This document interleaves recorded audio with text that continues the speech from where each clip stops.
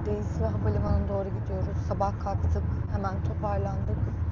Valizlerimizi resepsiyona bırakıp birkaç saat daha havuzun keyfini çıkardık. Şimdi havalimanı yolu, gerçekliğe ve realiteye geri dönüş yolundayız. İçimiz biraz buruk ama her güzel şeyin bir sonu var tabii ki. Dönelim bakalım Polonya'ya. Soğukmuş da orada havalar. Nasıl olacak bilmiyoruz. Valizim çok ağır. Acaba para ödeyecek miyim bilmiyorum. Bakacağız, her şeyi göreceğiz. Uzun bir yol bizi bekliyor. Uzun bir yolculuk bizi bekliyor. Saatlerce uçacağız. Ama buna kesinlikle değdi. Evimi özledim. Evime direkt spesifik olarak evime dönmek için heyecanlıyım. Ama buradan gitmek de çok üzücü.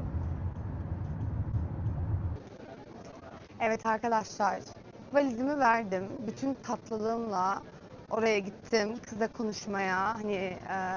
Pasaportumu verdim ki bana ekstra para ödetmesin. İşte nasılsınlar şeyler. Bütün şirinliğimle oradaydım. Ve tabii ki it paid off, işe yaradı. 30 kilo gelen valizim, 23 kilo hakkım vardı. El bagajım 10 kilo geldi, 2 kilo fazla gelmiş oldu. Hiçbir şey ödemedim fazla bagaja. Ama bence benimle de pek alakası yok. Bence burada bunu çok takmıyorlar. Çünkü American Airlines, yani Charlotte'tan Miami'ye uçarken valiz koyduğumda hiçbir kilo detayı yazmıyordu. O yüzden burada bunu çok taktıklarını açıkçası düşünmüyorum. Eğer buraya gelip Amerika'dan dönerken ekstra kilosu gelen ve para ödetilmiş birisi varsa alt yorumlara yazsın, çünkü gerçekten çok merak ettim. Şimdi bir şeyler yiyip içip uçağımızın kalkmasını bekleyeceğiz. Ama şu andaki en beklediğim an uçağa bindiğimizde yiyeceğimiz yemek.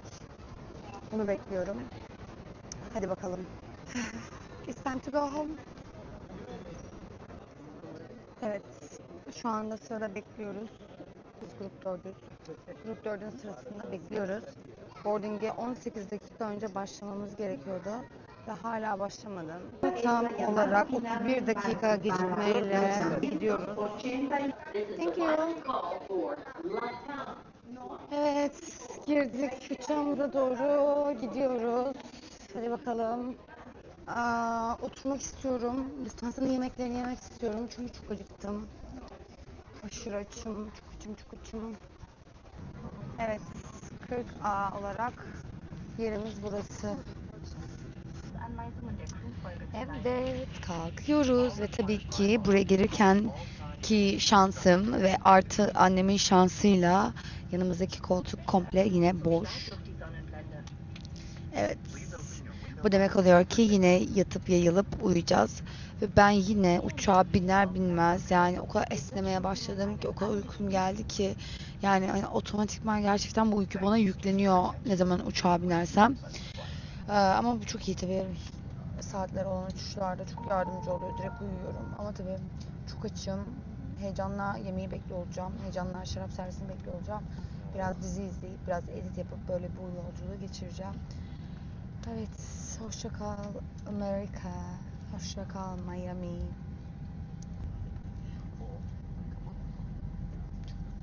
Genel bir yorgunluk da var.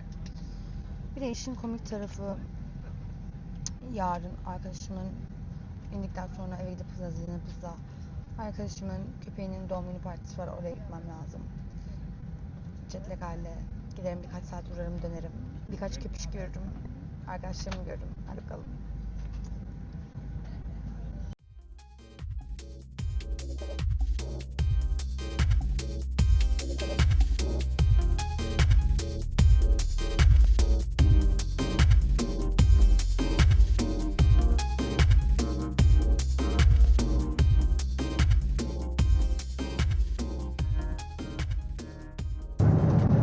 Evet, yemeğimiz geldi ve beklenilen an.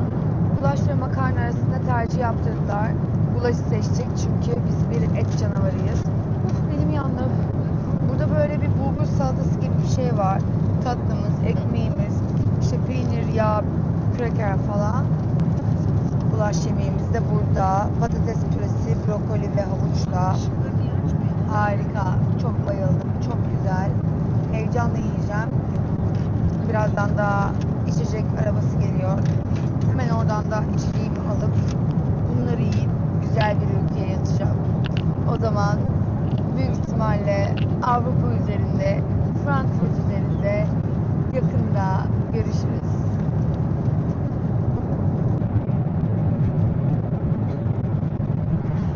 Günaydınlar. Evet, şu anda Frankfurt'a inmemize aşağı yukarı bir saat falan var. Bize kahvaltıyı getirdiler. Hadi kahvaltıya bakalım. Evet, kahvaltımızda bu ne, patates mi? Patates gibi bir şey var. Omlet, ıspanak görüyorum. Ekmek, yağ, reçel ve meyve salatası var. Bence harika bir idare ıspanak. Harika bir idare kahvaltı. Arkadaşlar yeni uyandım. Dışarıda uçarken böyle bir kahvaltı gelmemişti. Neyse, hadi yiyelim.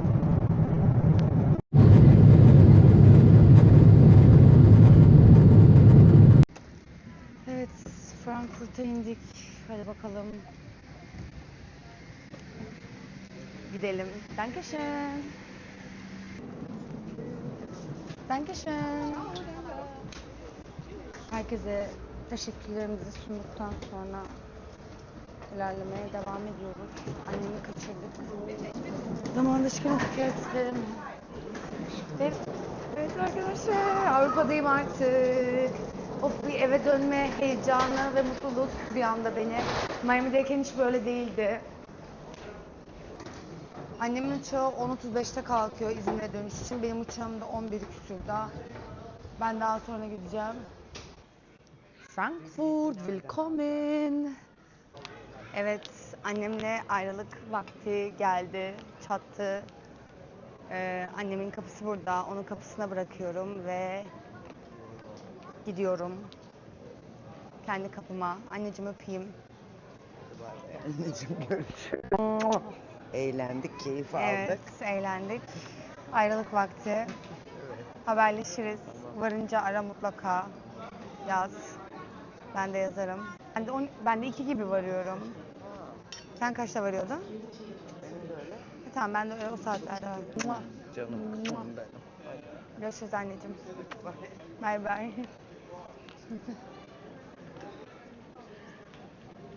Evet. Yolcu yolunda gerek diyerekten bu gezinin son uçağına doğru ilerliyorum. Benim A'ya gitmem lazım. Başka bir terminal. Sanırım otobüse binmem gerekecek. 2 gibi de varıyorum. Sonra da Dilin köpeğinin doğum günü partisine gitmem lazım. Anam gitti. Evet, şatoya doğru ilerliyoruz. Annemin uçağı. Evet, annemin uçağı. Gerçi annemin uçağı. Ve geldik. Olsa gerek. Gelmişiz. Uçağa biner binmez uykumun gireceği garantili.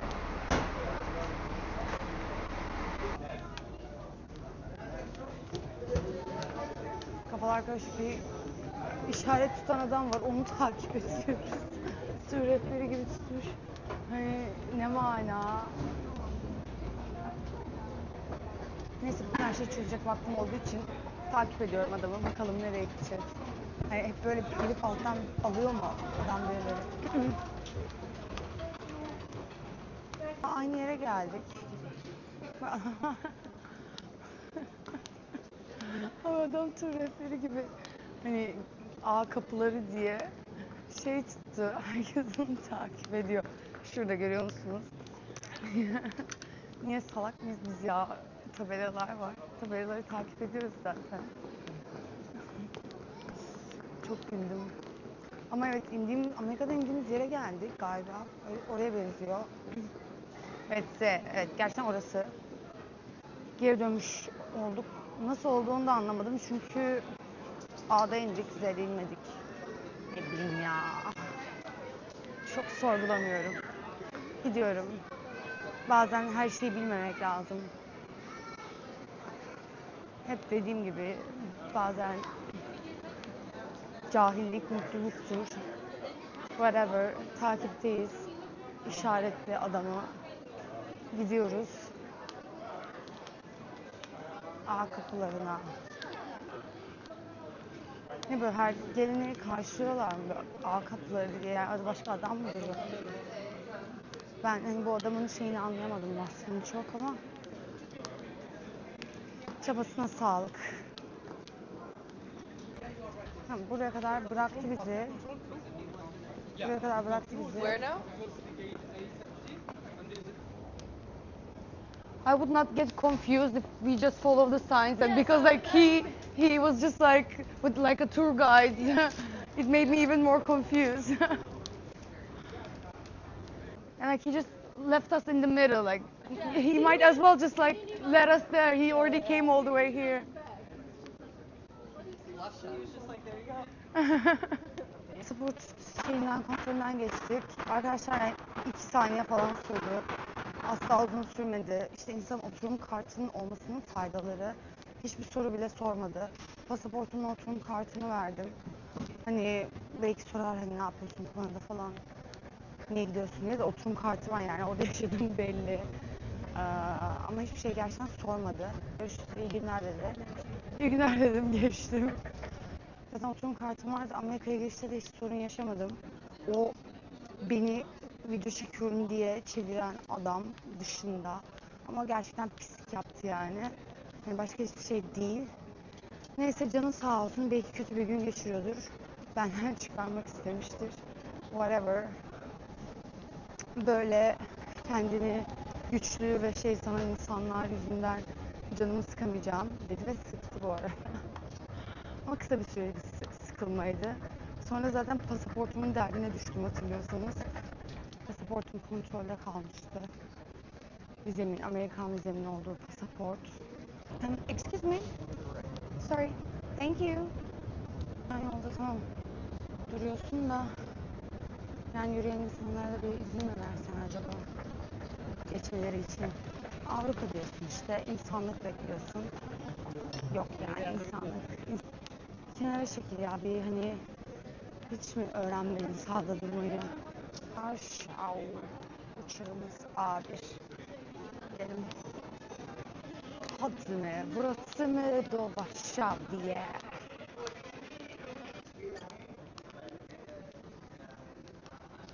A01 ya, ulaşması ne zor bir kapıymış ya. A01 sonsuzluğa gidiyorum resmen. Abi git bitmedi. Hani terminaldeki de en üst kapıyı vermezsin kardeşim. Tabii ya da oradan da bir uçak kalkacak tabii de. Evet, grup 3 olarak şu an uçağa doğru ilerliyoruz. Başka bir adam başka bir gruptu ve biletini okudu ve kapı açılmadı. Burada gruplar önemli. Bir de asla kimlik kontrolü yapmıyorlar ama yapabilirler. Hani hiç belli olmuyor. Pasaport, kimlik kontrolü, ama asla yapmadılar. Bilet okuduk geçiyorsun. Schengen alanında olduğun zaman aşırı çok kimlik kontrolü olmuyor uçaklarda. Çok kez hiç kontrol olmadan uçtuğumu biliyorum. Enteresan tabii. Hello, good morning.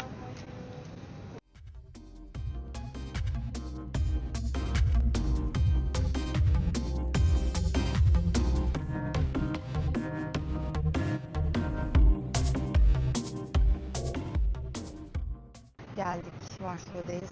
Şu an uçaktan iniyorum. Yani tahmin edersiniz ki yine uyudum. Dizi izliyorum, uyumayacaktım ama bir ağrı çöktü. Dedim uyuyayım, üstüme yastığım var zaten. Uyudum, uyandım, iniyorduk. Yani yere basana kadar uçan ayakları uyudum. Günlükte çekilirim diye çok korkuyorum. Umarım çekilmem. Tatsız olur çünkü. Biz bagajlarımızı aldık. Tamamız. Şimdi dışarı doğru çıkalım. Ve gümrükte çevriliyor muyum, çevrilmiyor muyum tekrardan her zamanki gibi hep beraber izleyelim. Çok heyecanlıyım. Yani yine nasıl çevireceğim göreceğiz. çok eminim yani. Ya böyle de çağırıyorsunuz demeyin. Gerçekten hep çeviriyorlar beni. Hep. Türkiye'den dönüyorum çeviriyor. Şuraya gidiyorum çeviriyor. Yani göreceğiz şimdi. Evet şu an doğruluk anı geçiyoruz.